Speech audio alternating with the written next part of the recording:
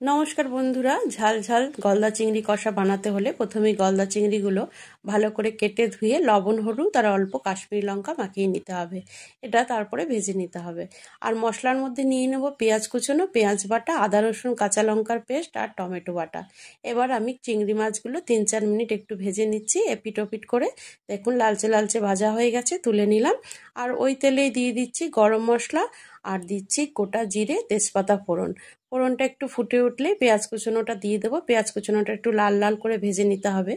যখনই পেঁয়াজ কুচনোটা একটু লাল ভাজা হয়ে যাবে পেঁয়াজ বাটাটা দিয়ে দিতে হবে। পেঁয়াজ বাটা দিয়েও 1-2 মিনিট একটু নাড়াচাড়া করে নেব। তারপরে দেবো আদা রসুন আর কাঁচা লঙ্কার পেস্ট। আদা রসুন কাঁচা লঙ্কাটাও কাঁচা ভাব চলে যাওয়া অবধি একটু কষিয়ে নিতে হবে। তারপরে এখানে দিয়ে দেবো টমেটো বাটা। টমেটো বাটাটা মশলার সাথে মিশিয়ে নিয়ে তারপরে কিছু গুঁড়ো মশলা দেবো, স্বাদ অনুযায়ী লবণ, হলুদ, দিয়ে দিচ্ছি জিরের গুঁড়ো, ধনের গুঁড়ো, ঝাল লঙ্কার গুঁড়ো আর কাঁচা লঙ্কা। অল্প জল দিয়ে মশলাটা কষিয়ে নিতে হবে যতক্ষণ না তেল ছেড়ে আসছে। দেখুন মশলাটা ভালো করে কষানো হয়ে গেছে। এবার 2 কাপের মতন জল আরও দিয়ে দিচ্ছি গ্রেভির জন্য। আর ভেজে রাখা চিংড়ি মাছটা এই গ্রেভিতে দিয়ে দেবো। তারপরে 6-7 মিনিট ঢাকা দিয়ে ফুটিয়ে নিতে হবে, তাতে খুব সুন্দর করে মাছের গন্ধটা ঝোলের সাথে মিশে যাবে। প্রায় 7 মিনিট পরে রান্নাটা হয়ে গেছে। এবার এখানে দিয়ে দিচ্ছি 1/2 চামচ গরম মশলার গুঁড়ো।